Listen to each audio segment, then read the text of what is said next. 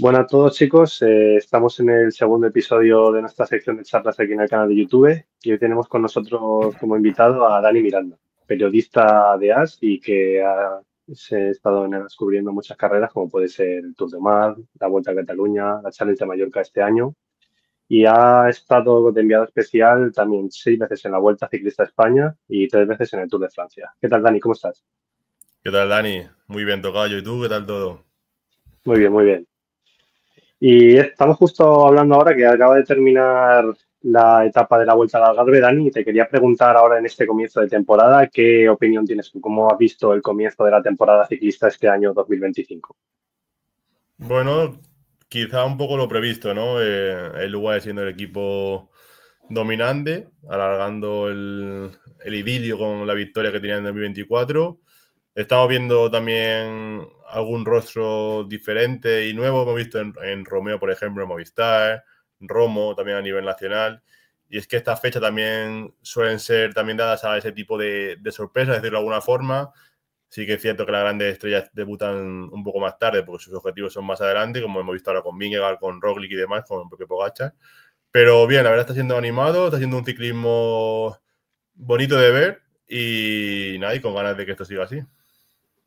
Y como tú mismo me acabas de comentar ahora, el UAE sigue con su idilio con la victoria. ¿Cómo ves tú a la escuadra del UAE para esta temporada? Porque ha empezado el año igual que lo terminó el pasado, ganando muchas carreras, sumando muchísimos puntos UCI y siendo el equipo con más puntos UCI, yo creo que más victorias en este comienzo de temporada. Pues en principio diría que igual, porque la plantilla es prácticamente la misma.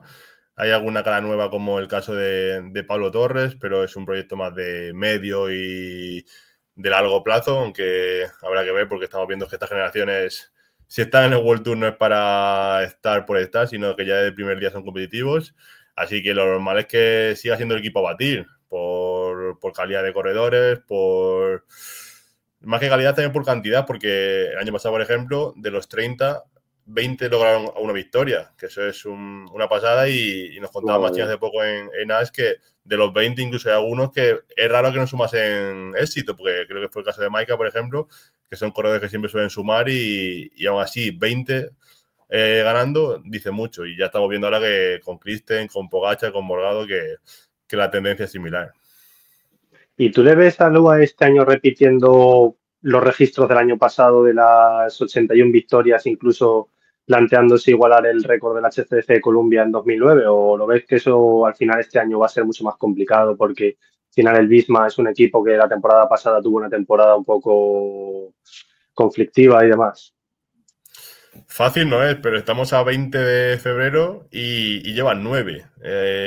La media sí que indica que puede ser al menos similar a esos registros. Obviamente ellos siempre se plantean hacer unas 70 o así, el año pasado fue muy bueno y ya cuando estaban en la parte final de temporada, como faltaba China, la clásica de Italia, sí que se plantearon ese récord del HTC de intentar superarle, no, luego no se dio, pero bueno, 81 dice mucho y es difícil un dominio tan abrumador como el del 24, pero obviamente no es imposible porque estamos viendo qué calidad tienen.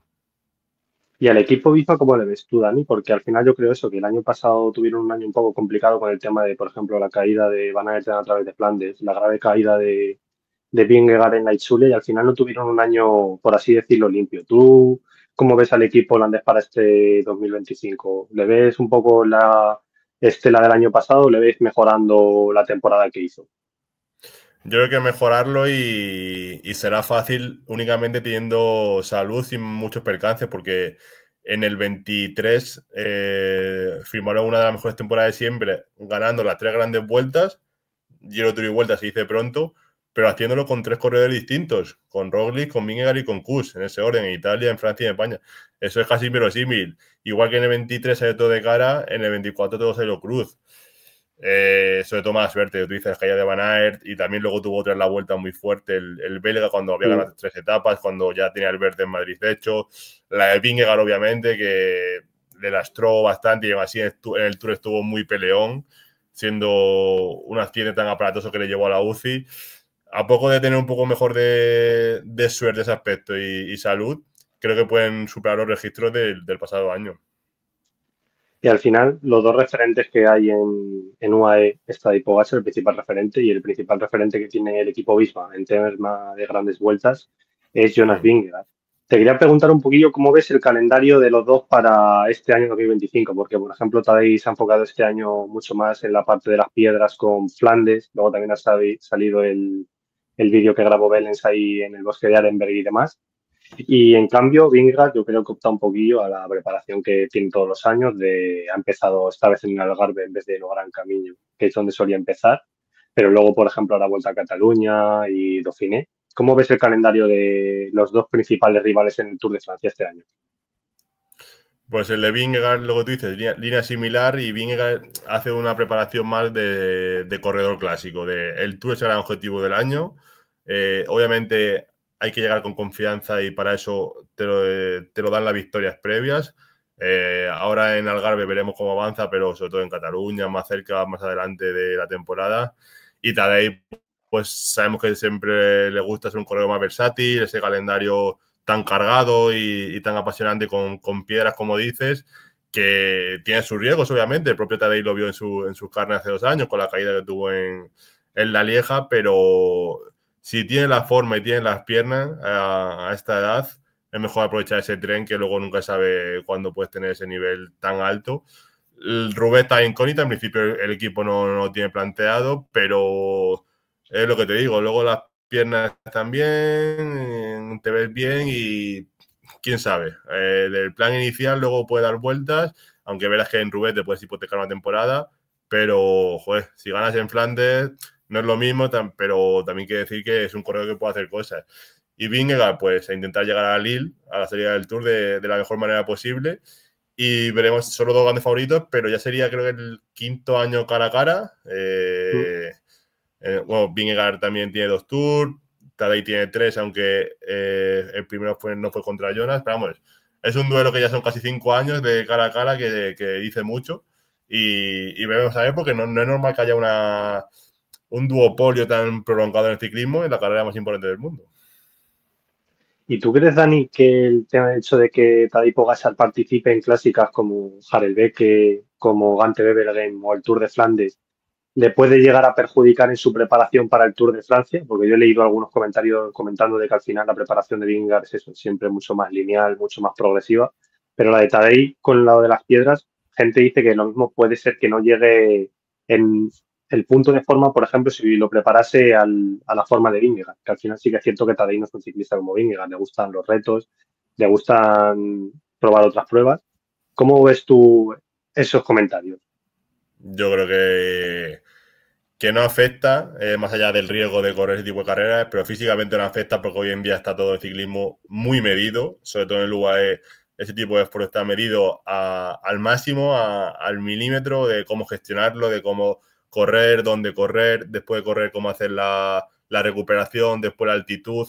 Desde noviembre, diciembre está todo calculado al máximo, así que a nivel físico no lastra. A nivel de riesgo tiene más que Vingegaard, obviamente, por el tipo de carrera que es, pero por desgracia Vingegaard el año pasado sufrió un accidente muy fuerte de la Izulia, que es una carrera a priori normal, que no conlleva piedras ni ese tipo de riesgos, así que depende todo en parte de la suerte, pero no creo que luego se lastre porque se vio en los últimos años que es un corredor que quiere más aparte del Tour y lo está demostrando por su forma de correr, por su calendario y por su hambre de victoria. Y al final yo creo que, por ejemplo, en el año 2023, cuando tuvo la caída en Lieja, sin esa caída en Lieja, yo creo que el Tour de Francia hubiese estado mucho más apretado de lo que fue, porque al final las dos primeras semanas de Tadej hasta la contrarreloj famosa de Vingegaard estuvo aguantando muy bien a Vingegaard, recortando el tiempo que le metió Vingegaard en la primera etapa de montaña y en un principio hizo Flandes ese año, hizo también E3 y en un principio no le perjudicó, al final lo que le acabó perjudicando fue la dichosa caída en Lieja que se acabó fracturando la muñeca. Sí, y en el 24 pasó igual, pero con Vingegaard, que no También llegó está. al 100%, llevamos 2 años que uno de los dos no llega al 100% al Tour, y es eso, que a ver si este año va todo bien, hay salud y que es lo que importa para ver a ambos al 100%, pero dice mucho de no llegar en su máximo nivel en el 23 Pogačar, en el 24 Tadej, y aún así hacer mínimo segundo. Quiere decir que al menos hoy por hoy ya veremos a ver, pero que en estos tours pasados han estado muy por encima del resto los dos. Y como se ha visto la diferencia de tiempo, que siempre el tercero, por ejemplo, fue Renko el año pasado, estaba en el mundo. Sí, una distancia grande. Hmm. Y hablando de precisamente el Tour de Francia, que supongo que tú estarás como enviado especial de AS, Sí. tú, a día de hoy, a febrero de 2025, ¿a quién crees que se le puede adaptar un poco mejor el recorrido del Tour este año, teniendo en cuenta que vuelve el Col de la Loze, que es un recorrido, se ha comentado que incluso le puede llegar a beneficiar algo a Vingegaard porque es muy montañoso, al final tiene incluso una cronoescalada en los Pirineos? ¿Tú a quién crees que se le podría amontar mejor ese recorrido? Al final el Tour se amolda mejor al que tenga las mejores piernas, porque sí que verás que esta edición recuerda algunas cimas en las que Vingegaard y el Visma, entonces Jumbo, han brillado en los últimos años. Son cimas en las que Vingegaard dio un golpe sobre la mesa, sobre Tadej. Ahora vuelven a escena. Veremos a ver Tadej cómo se afronta, pero sí que verás que el pasado más reciente es como de mejor augurio para el Visma, pero eso de un año para otro cambió un montón y, a ver, hoy en día estamos viendo a Tadej muy fuerte, siguiendo la línea de otros años. Me cuesta que sea tan superior como el 24, pero tampoco está dando muestras de lo contrario. Así que veremos si son ellos dos. Quizá también a nivel de, no sé, de espectáculo, estaría bien algún tercer, cuarto contendiente nuevo, pues se puede ver, pero hoy por hoy partirían ellos dos como favoritos por recorrido también, porque son fuertes en contrarreloj, en subida, en etapas quebradas.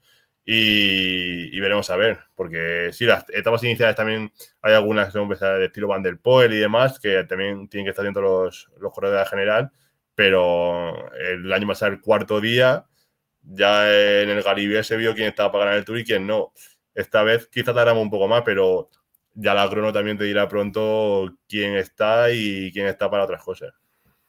Es que además yo creo que también hay un poco de estereotipo en el tema de a quién se le adapta mejor el recorrido, porque al final, por ejemplo, recuerdo yo que el año pasado, al final, la etapa que finalizaba en Plato de Bel, que Tadej Pogačar acaba ganando a Vingegaard. Vingegaard comenta que en esa etapa había movido sus mejores números encima de la bicicleta de toda su carrera deportiva.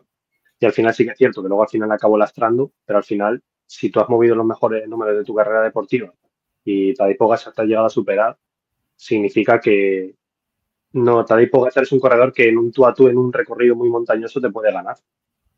Sí, pero bueno, también lo de los números también puede ser relativo, ¿eh? Que ya también los corredores juegan con esas armas de hoy en día todo cuenta y también pueden ser los mejores números o puede que no sean tan los mejores o ahora mismo también con el Strava, los entrenamientos, vemos corredores que hacen tiempazos y vuelan y uno lo publican y otros deciden borrarlo para no dar pistas. Lo de los números relativos, sí que es la que Vingegaard dijo que él tenía muy buenas piernas, pero también dijo que esa lesión le lastró, que para él, de hecho, estaba muy emocionado durante el Tour, que ser segundo para él después de todo es muy emocionante. La etapa que consiguió, que en ese sprint con Pogačar, que fue un poco de, ojo, que está aquí todavía, que es el vigente campeón, luego ya no lo fue. Y la verdad es que, bueno, veremos a ver, pero los números, digo que a veces tienen su miga. Y antes me has comentado de que a ver si este año puede haber un tercero en discordia en el Tour. Y el año pasado ese tercero en discordia fue Renko Evenepoel, que este año a finales del 2024 tuvo una caída bastante grave en el que tuvo Sí. varias fracturas y tuvo que ser operado. ¿Cómo le ves tú de cara al Tour? Porque él en un principio ha dicho que como que se descarta de la pelea del Tour porque las heridas que ha tenido al final son graves, incluso le ha hecho retrasar su comienzo de temporada hasta abril con la Flecha Brabanzona, que es en principio donde va a hacer su debut. ¿Tú cómo le ves de cara a este objetivo que en principio va a ser su primer gran objetivo de la temporada, el Tour de Francia? Ahora mismo es un poco incógnita por lo que dices, porque no ha debutado, no sabemos cómo está, sí está entrenando y demás, pero no sabemos cuáles son las sensaciones realmente que tiene ahora mismo. Y sería hablar por hablar, porque habría que ver realmente cuando debute, a ver cómo se le ve. El año pasado le vimos que estaba el tercero en discordia, pero obviamente con una distancia importante. Y este año veremos a ver. Si no llega al 100%, ya sí que tiene mucho más difícil seguir la estela, pero si puede llegar en buena forma, que parece que es la intención, y sobre todo si también responde Mikel como su compañero Mikel Landa, como el año pasado, que hizo un buen papel de gregario y que luego quedó quinto, que también a nivel personal fue muy fuerte para él, mucho nivel. pero es muy pronto para hablar de Renko, sobre todo eso, sin verle sobre la bici, sin verle competir y es un poco incógnita, pero sin duda que lo va a preparar de la mejor manera posible.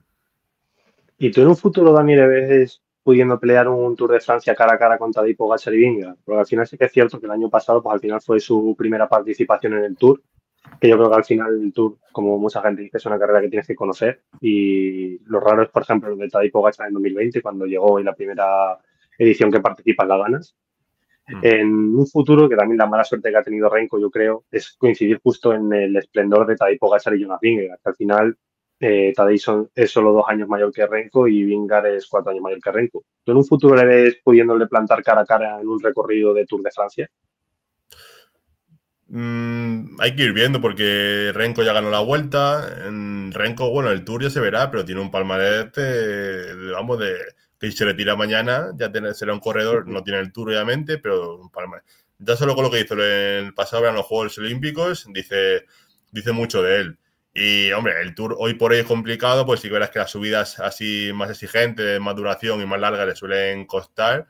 En la vuelta se defendió de aquella manera, me acuerdo aquí en Granada, que joder, era una prueba importante para él, lo sacó adelante.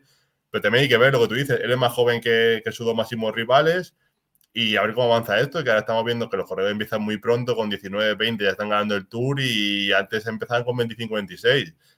También antes se tiraban con 30 y largos y quizá ahora también la fatiga mental y física llega antes. No lo sabemos, pero lo que tú dices, está hablando de Renko, pero es que ya sin parar ya vienen por detrás gente apretando más. Así Sí. que esto es que de un año para otro la película puede cambiar un montón. Y luego, Dani, dejando un poquillo de lado ya el tema Tour de Francia, ahora el fin de semana que viene empieza el Opening Weekend y con ello comenzarán también las clásicas belgas. Al final, este año en un principio, la gran rivalidad que va a haber, dejando un poco de lado a Pogačar, que también ahora hablaremos de él, va a estar ahí en medio, en las clásicas será Mathieu Van Der Poel y Wout van Aert, que al final Wout van Aert, por ejemplo, el año pasado tuvo la caída que le lastró mucho, e incluso él comentó que el año pasado se había preparado de la mejor forma posible para Flandes y esa caída le lastró prácticamente toda la temporada. ¿Cómo ves tú en la rivalidad entre Mathieu Van Der Poel y Wout van Aert este mes de marzo, este mes de abril? ¿Ves a Van Aert pudiendo hacer frente a Van Der Poel, que el año pasado, por ejemplo, estuvo intratable en tema de Flandes, Roubaix? Pues es otro episodio más de los tantos que van ya. Hay que ver, porque sí que verás que la lucha entre ambos es eterna, que Van Der Poel la gana mucho más, porque Van Aert no se corresponde el palmarés que tiene este tipo de carreras, que eso cuenta con un monumento al corredor que es, pero al final esto es así, ha ganado mucho. Mathieu tiene un palmarés más brillante, pero son dos corredores de época que se recordará mucho tiempo, que también hacen ciclocross y demás. Y pues lo mismo, si seguimos sobre el papel, la tendencia es de Van Der Poel dominando. También lo que hizo el año pasado fue muy fuerte, la forma en la que ganó Van Der Poel, que es un corredor que elige sus objetivos muy claros, muy definidos, y ahí sí que los prepara bien, que cuando va es para competirlo. Otro año me acuerdo que empieza en San Remo, empieza en el día D, corre muy poquito antes del Tour, que al Tour tiene que, no es, quizá no es su carrera preferida, comentar varias veces, pero al Tour tiene que ir porque es la carrera más grande del mundo, su equipo, el patrocinador, tiene que estar allí. Y hay que ver cómo va la preparación de ambos. Van a debutar ahora en Jaén. Sí que verás que, como decían muchos, era para quitar un poco de carbonilla. Ahora está en Algarve. Pero hasta que no debute también Van Der Poel, hay que verlo. Ese duro eterno entre ambos. Y a ver, lo seguro, lo más probable es que estén los dos en la pelea. Pero seguro que también hay alguno más en la batalla. Porque lo que te digo, que cada año sale gente nueva. Y sobre todo en estas clásicas iniciales de marzo, que está el panorama un poco más abierto, es cuando más sorpresas suele haber. Que al final, Van Der Poel y Van Aert son los dos ciclistas, una de las máximas rivalidades del ciclismo hoy en día, pero al final Sí, son corredores bastante diferentes, porque al final yo creo que sí. Van Der Poel es el mejor ejemplo de ciclista que selecciona su calendario de manera minuciosa con, yo creo que Flandes y Roubaix como principales objetivos del año y luego el Tour de Francia, pues al final, como tú dices, va, pues al final también, porque también hace muy buena labor de lanzador a Jasper Philipsen y luego Van Aert al final es un ciclista muy polivalente que te puede pelear Flandes o Roubaix, pero luego llega el Tour y te hace un Tour como el del año 2023 o el del 22. año Sí. 2022 y el año 2021 y es increíble. Al El final, Tour 20, por ejemplo, dice el Tour 22 de Van Aert fue uno de los tours a nivel de gregario que más fuerte se recuerdan. Yo siempre, de hecho, el Tour de 22 para muchos es de lo mejor que se recuerda a nivel de rivalidad, de todo lo que pasó. Pero lo que hizo Van Aert día a día es que luego ya en los momentos de la verdad estaban solo Vingegaard, Van Aert y Pogačar. Hasta ese límite llegaba el belga a llevar a su líder y claro, que luego al otro pues remataba, pero fue espectacular luego cómo seleccionó la carrera. Y también dice eso, que es un corredor mucho más que un clasicómano o que un velocista, porque al sprint sabemos que es un corredor muy fuerte, aquí en la vuelta tiene 3 etapas, que es un contrarrelojista, que también va muy bien contra el crono, es un corredor muy completo, que Van der Poel quizás es un corredor que las pocas veces que elige un objetivo concreto llega al 10 y quizá Van Aert es más constante, pues un 8 habitual, por así decirlo, pero viendo el palmarés de Van der Poel en carretera, pues obviamente se ve que la carrera de ambos, el holandés ha sumado mucho más, pero bueno, también sí es verdad que todavía queda camino, ya están los dos en la treintena, pero bueno, no dejarte que puedan seguir sumando tanto uno como otro. y al final, por ejemplo, el Tour de Francia de 2021 de Van Aert también fue increíble porque ganó la etapa del Mont Ventoux, ganó la contrarreloj individual y ganó el sprint en los Campos Elíseos, que Sí, al sí. final es una versatilidad de corredor que luego que te pueda estar peleando, te gana una etapa en el Mont Ventoux, es al igual un poco como Pogačar, lo que pasa es que salvando las distancias.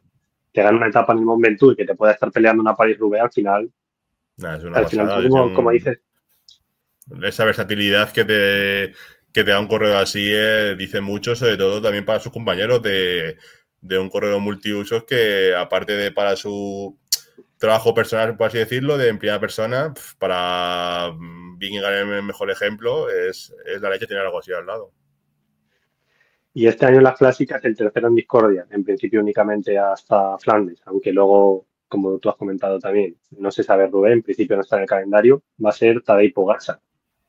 ¿Cómo ves a Tadej en las clásicas de piedras este año? ¿Le ves igual que hizo en el año 2024, 2023, perdona, pudiendo dar batalla a Mathieu Van Der Poel y a Wout van Aert en Flandes, en Harelbeke, Gante Wevelgem? Lo que pierde este año Tadej respecto a lo que comentas de hace 2 años es el factor sorpresa. Porque en el 23 sí que fue un poco de, joder, Tadej en Flandes, a ver qué tal, cómo lo hace, es su estreno, queda con la piedra, con la adoquín, pero vimos que dejó sentado a Van der Poel, que tiene en Flandes casi su coto privado y es de en los últimos años el único que lo ha conseguido.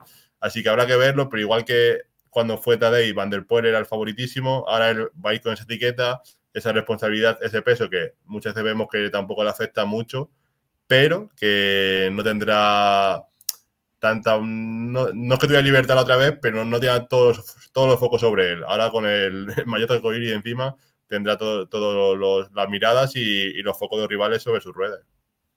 Es que al final yo creo que va a ser una carrera un poco imprevisible, porque al final es Mm. una batalla a tres bandos. Por un lado, Van Aert, que incluso él comentó que al final el hecho de que esté Tadej en la salida le gusta, porque al final te hace la carrera dura y al final eso es una cosa que a Van Aert le viene muy bien. Pero por otro lado está Van der Poel, que incluso, por ejemplo, luego en Roubaix también cuentan en el Alpecin con Philipsen, que en los últimos años ha hecho podio. Y luego Pogačar, que al final es una carrera que yo creo que está muy abierta y que se puede declinar para uno de los dos, para cada uno de los tres lados, yo creo.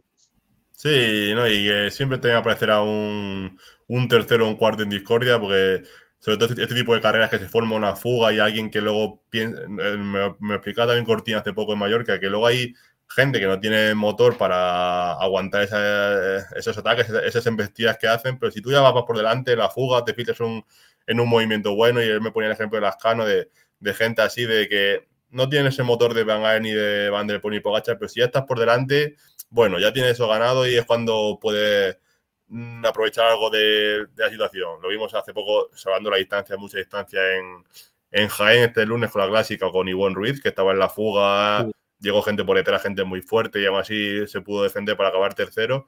Pues algo así de estilo. Siempre habrá gente que, visto que en el mano a mano contra Tadej es muy difícil, casi imposible plantarle cara, pues buscar alternativas y movimiento desde lejos. Y tú mismo me has comentado, me has hablado un poquito de Cortina y de Lazcano y ahora vamos a hablar un poquillo sobre los ciclistas españoles que hay este año en el pelotón. Y del primero que quería hablar es de Juan Ayuso, que este año va a ir como co-líder junto con Adam Yates al Giro de Italia. ¿Cómo le ves tú de preparación para la carrera italiana? Porque al final también este año empieza ahora en marzo, en las clásicas francesas. Yo creo que ha retrasado un poquillo su temporada con respecto al año pasado que empezó, me parece que en Jaén. ¿Cómo le ves para el Giro? Yo creo que está preparando el Giro de manera muy meticulosa, de que tiene muchas ganas, de que ahora debutará en marzo, como dices, el día 1 en Ardèche, en la carrera que ganó el año pasado. Y sabe que el Giro es una oportunidad para él muy importante. También este año para él es muy importante. Y sí, también estará Adam. De hecho, hace poco nomás me decía eso, que va a ir a por el Giro también a intentar lucharlo y tal. Pero Juan, yo creo que lo tienen de ceja y ceja y puede estar en la lucha, cuanto menos. Sí que hay gente de mucho nivel, obviamente, pero Juan ya obviamente es una realidad. Es un correo que hizo podio en la vuelta hace ya 3 años, que aunque sigue siendo muy joven, ya está ahí. No fue el Tour como deseó su debut, ahora este año con el Giro, que será su única grande cara esta temporada. Así que tiene todos los focos puestos en la carrera y creo que sí que puede hacerlo muy bien. De hecho, de estar esperando por el podio, incluso por ganar, si va todo bien, como parece, que luego de aquí a mayo hay que tocar madera porque ya sabemos cómo es el mundo del ciclismo, que de la noche a la mañana todo puede cambiar por desgracia, pero creo que puede hacer un gran papel. Y al final eso, yo creo que para Juan, su máximo rival, dejando un poco de lado a Adam Yates, que al final van como colíderes y al final la carretera pondrá a cada uno en su sitio, es Primoz Roglic. Sí.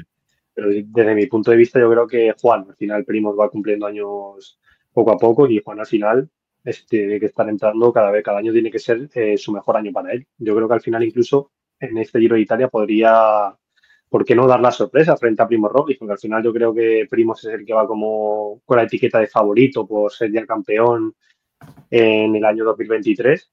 ¿Tú le ves incluso pudiendo alzarse con la victoria en el Giro? Peleándola así. De hecho, el propio Machino lo decía hace poco, va a tener opciones, que si va todo bien y el recorrido además se le adapta a Juan, no se le da mal. Hay que verlo. También decir lo que tú comentas, que Roglic que es veterano y tal, pero también era veterano hace cinco Claro, meses, en septiembre, y ganó la Vuelta. Pero sí que verás que ahora sí que el Giro por nombre está muy abierto porque hay grandes nombres de candidatos. Roglic puede tener ese cartel por todo lo que ha ganado y por quién es. Sí que verás que es un corredor más veterano, pero él también lo decía, Pachi Vila nos contaba, que Roglic también empezó más tarde en el ciclismo, venía del esquí. No sé ese desgaste que tienen los corredores que empiezan a los 17, 18 años. Él vino a los 23 creo que era y todavía tiene cuerda. Pero lo normal es que también esté la pomada, pero Juan sí que puede estar con el propio Primo y más gente, pero sí que pueden estar ambos ahí en la lucha por ganar. Desde luego la línea de salida van a ser dos de los grandes favoritos. y otro de los grandes nombres que tenemos aquí es Carlos Rodríguez, que ahora mismo se encuentra compitiendo en UAE y este año se ha vuelto a fijar el Tour de Francia como su gran objetivo. El año pasado sí que es cierto que tuvo un año un poco complicado en el Tour, tanto por los problemas personales que tuvo y luego en el Tour no llegó de una forma óptima, como se hizo, por ejemplo, en 2023, cuando incluso ganó la etapa del Col de Juxplain. ¿Cómo le ves de cara a esta temporada, Carlos? ¿Tienes expectativas puestas en él? Sí, es un corredor más diésel, que le vemos que diferente, que pues, siempre se le compara con Juan y Carlos. El futuro del ciclismo español pero son muy diferentes, yo creo. Carlos se le ve como más diésel. En el Tour 23 tuvo el boom con su victoria de etapa y sí que verás que entonces acaparó mucho más de mirada y de focos y quizás en el 24 le pusieron ese listón tan alto que no pudo igualar, solo porque, joder, que no hizo quinto en el 23 y estuvo en sumado hasta el cuarto, se cayó al final de Anto Simon, pero más que el quinto incluso fue la victoria, la forma de correr. El 24 fue un año más complicado para él porque también luego hizo Tour y la vuelta tampoco estuvo súper. También es un año importante para él porque ahora Lineos parece que este arranque de temporada vuelve a ir mejor, que también en el 24, aparte de Carlos, fue el propio Ineos que en cuestión de 4 o 5 años, que fue el equipo que más innovó en todo, más destacó, tuvo un bajón importante. Ahora estamos viendo sacar la cabeza, estamos viendo base de victorias y teniendo a Carlos como líder, con el esfuerzo que hicieron para retenerle, para ser su estrella, puede estar también ahí y sobre todo sí que es un año importante para él, por lo que comentamos, después de un 24 que no le salió todo como lo pensaba, y aún así sumó victorias importantes, tanto en Zulia como en Normandía y demás, pero a nivel de grandes vueltas será también una buena base para ver qué puede hacer y si lo de 23 lo puede cuanto menos igualar de nuevo. Al final es que yo creo que hay ciertas similitudes entre las preparaciones de Carlos Rodríguez y de Jonas Vingegaard, porque al final yo creo que son ciclistas que tienen una preparación muy lineal a su gran objetivo. Y como tú has comentado, ahora el Ineos está sufriendo un periodo de estructuración en el que, por ejemplo, el entrenador de Carlos Xavier Artetse ha abandonado el equipo.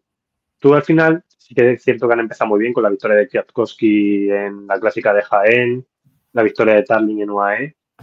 ¿Cómo ves al equipo Ineos esta temporada, al equipo de Carlos? ¿Al final tú crees que esa reestructuración les puede pasar factura o al final es un soplo de aire fresco y les va a venir muy bien? Sí, han tenido época de cambios, pero ya vienen de atrás también, porque Arteche también estaba con él, con Bernal y tal hace tiempo, sí que ha habido cambios y es diferente, porque no fue también, no, más que el invierno, más antes del invierno tuvieron más reestructuración, ahora parece que van poco a poco, joder, han ganado, hoy han sido segundo también en Andalucía, eh, la victoria con Gana en el Algarve, que finalmente no fue victoria. Es difícil que un equipo de la noche a la mañana, siendo la referencia antes, pase ahora a ser un equipo más, ni mucho menos. Sí que es verdad que los recursos quizá no son como antes, porque antes a nivel de potencia, incluso económico, de preparación y de todo, eran quizá la élite. Ahora el ciclismo desde la pandemia ha cambiado mucho y de la noche a mañana, en cuestión de una temporada o dos, hay equipos que te dan por la derecha en todo, porque todo avanza y hay staff de 150 personas o más, algo que no se pueden permitir todos los equipos. Pero sí, el Ineos parece que poco a poco va asomando a la cabeza, a ver hasta dónde llega y sobre todo las citas más importantes, a ver de qué son capaces. Y otros dos ciclistas españoles importantes son Enric Mas y Mikel Landa, que Enric Mas ha comenzado la temporada en Andalucía no de muy buen pie, porque al final ayer perdió 7 minutos con los líderes, y Sí. Mikel Landa todavía no ha comenzado la temporada. ¿Qué tal vez a Enric ya a Mikel en este año 2025? Hay que verlo todavía, porque a Mikel no hemos visto, como dices, y Enric sí que es verdad que Andalucía fue una preparación sorprendente, porque Andalucía no era un terreno que se adaptaba muy bien a él, al menos parecía desde fuera por el tipo de carrera que era. Y sí, verás que el primer día perdió lo que podría hacer para la general, que también nos contó Nairo que la general con Enrique era un objetivo y el primer día se esfumó. Ahora hemos visto que está en la fuga, que está peleando, pero él nos lo decía también en diciembre, la presentación. Dice, vamos, yo hablé con él porque al fin y al cabo un corredor como Enrique, con su calidad, por así decirlo, tiene pocas victorias para ser un corredor tan fuerte, lo que demuestra. Y le pregunté por eso y él me dijo que no, que tiene razón, que de hecho él ha intentado, sobre todo este invierno, mejorar eso, mejorar a la hora de definir, de ese rush final, ese sprint. Ahora hemos visto a Andalucía que no ha sido posible, también, claro, te mides con Pizcot, que es uno de los mejores en ese tipo de finales, pero habrá que ver, obviamente al Tour, porque es el hombre Tour del Movistar, aunque sí que verás que no lo hacen ya tan en torno a él, sino en Río, a luchar por la general lo mejor que pueda, pero también el equipo, otros 7 o 6 al menos para pelear por más cosas, por etapas, por fugas, como hemos visto a Romo también, lo que es capaz. Y Mikel, pues lo que hizo en el 24 fue una segunda juventud. Ese quinto puesto en el Tour, con Renko, ese soplo de aire fresco en el Soudal, que veremos también este año a ver cómo hace. Y si ya puede igualar lo del año pasado, solo igualarlo ya sería un éxito. Y dentro de la estructura de Movistar, Dani, ¿tú ves a Enric Mas todavía este año como líder indiscutido? ¿O ves que, por ejemplo, los Castrillo, que están haciendo muy buena carrera en UAE, pueden dar un pasito al frente de Enric y decir, bueno, a partir de ahora Enric va a quedarse lo mismo un poquillo más como Mikel Landa, que como tú has dicho, le vino muy bien dar un paso atrás en su DAL como gregario de Renko? ¿O ves que todavía en Movistar Enrique sigue siendo el líder indiscutido y que los Castrillo y demás todavía les va a costar un poquillo dar ese paso? Hombre, no, Enric de Gregario todavía no. Al menos no le veo como tal, como hace Mikel ya. Mikel es asumido 100%, Gregario de Renko sin problema.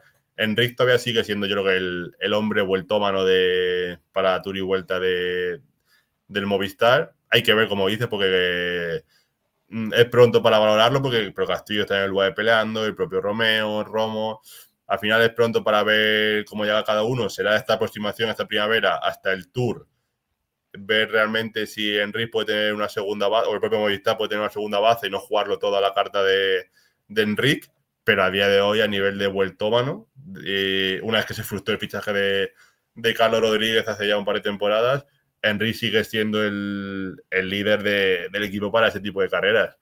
A ver luego cómo avanza todo, que te cuento, pero por nombre, a nivel de vueltómano, ya creo que son 4 podios en la vuelta, también se dice pronto, de segundo clasificado, así que, no, segundo, este año fue tercero, que también dice mucho de él. Y el Tour sí que habría caído en los últimos años un poco peor, porque joder, fue quinto, fue sexto hace tiempo, y a ver si este 25 recupera ese golpe de pedal, pero claro, es que ahora lo que decíamos antes, que cada vez hay más rivales para ese top 10 hipotético. Y hemos hablado ahora un poco de ciclistas jóvenes como son Juan Ayuso y Carlos Rodríguez, y quiero hablar otro poquillo sobre ciclistas incluso más jóvenes como son los Pablo Torres, que ha dado el salto este año al UAE, los Adrià Perica, Marco Freire, que están en el INZ, o Héctor Álvarez, incluso el propio Iván Romeo. ¿Qué expectativas tienes tú de esos ciclistas que ahora mismo están? Iván Romeo sí que es cierto que está un poquillo más consolidado ya dentro de la estructura de Movistar, pero Pablo Torres ha dado el paso este año. Héctor Álvarez, Adrià Pericas y Marco Freire están todavía en los filiales. ¿Qué expectativas tienes tú puestas en ello? Es muy pronto todavía para saber qué tipo de expectativas sacar de ellos, porque ni ellos mismos todavía saben definirse como corredores. Se están formando, se están creando, hay que tener paciencia porque, hombre, está ya en el filial, por así decirlo, del UAE, dice mucho. Ya Pablo Torres no es ni filial, Pablo Torres ya después de su boom es primer equipo. Así que, pero mira, fíjate, Pablo firmó 6 años. Es decir, que es un proyecto de largo plazo de paciencia. Pintan bien, pero sí que verás que en otros países también hay corredores similares, aunque, joder, tanto Héctor como Pericas también estuvimos con él en Jaén, el propio Pablo.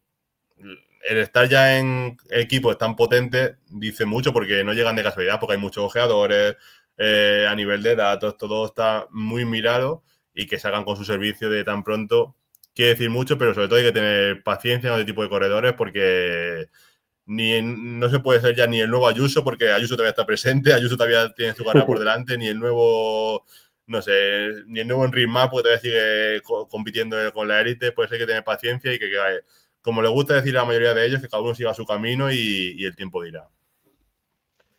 Y ya para cerrar el último bloque de la charla, Dani, quería hablar un poquito sobre el equipo Movistar, que ha empezado esta temporada 2025 de muy buena forma, con varias victorias, encontrándose en el top 3 de la temporada 2025 en cuanto a puntos UCI.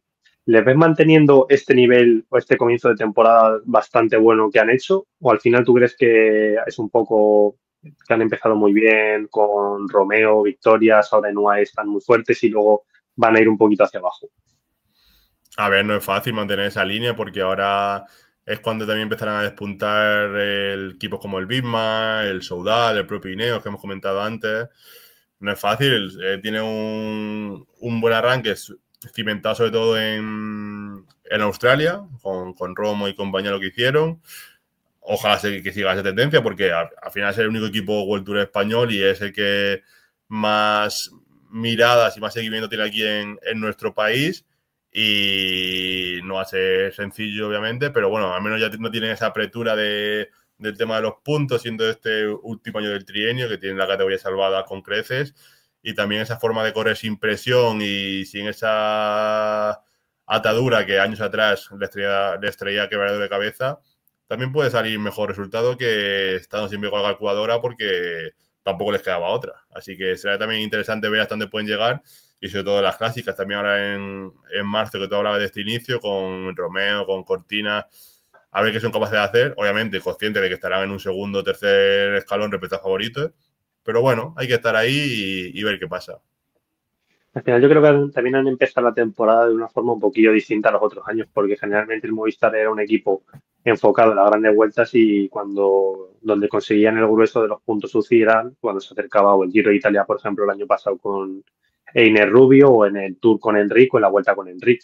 Al final, ¿tú crees que este especie de cambio de mentalidad que han hecho, empezando muy fuerte en Australia, en Valencia e incluso ahora en UAE, ¿crees que se debe a un cambio de mentalidad o al final es que han llevado una preparación y que los nuevos ciclistas como Iván Romeo se están formando muy bien? Javi Romo ha empezado con el equipo Movistar, por así decirlo, el año pasado y están manteniendo muy bien la línea. ¿O al final es que el equipo Movistar ha decidido no centrarse únicamente en grandes vueltas y ampliar un poquillo más el calendario?